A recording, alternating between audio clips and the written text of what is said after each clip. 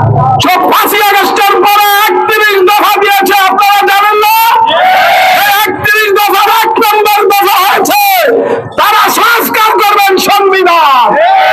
আমরা 18 কোটি মানুষের পক্ষ থেকে জিজ্ঞেস করতে চাই, আপনি সংসদে 1 নম্বর বাতিল জনগণের সাথে প্রতারণার দলিল।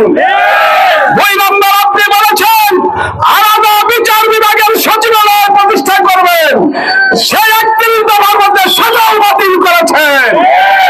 আপনি এদেশে এই যে অন্তর্বর্তীকালীন সরকারের 20টা অধ্যাদেশ বাতিল করেছেন, যেটা জনগণের সাথে সম্পৃক্ত।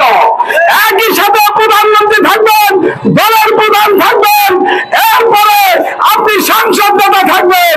এই আইন সংশোধন করা হয়েছে, আপনারা সেটাও বাতিল করেছে।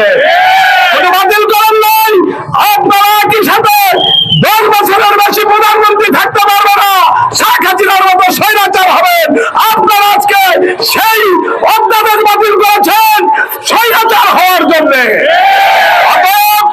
আজকে 11 দলের নেতৃত্বে আপনারা শুধু এখানেই বিক্ষোভ নয়, সারা বাংলাদেশের সকল জেলা সদরে প্রতিবাদ বিক্ষোভ হয়েছে।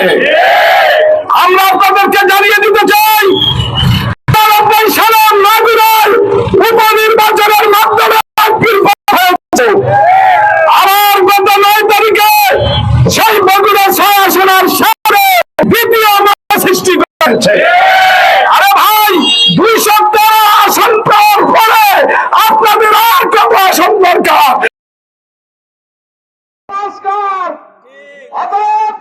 আজকের সংসদে তাদের যে 1 নম্বর সংস্কার সেটাকে তারা বাতিল করেছে।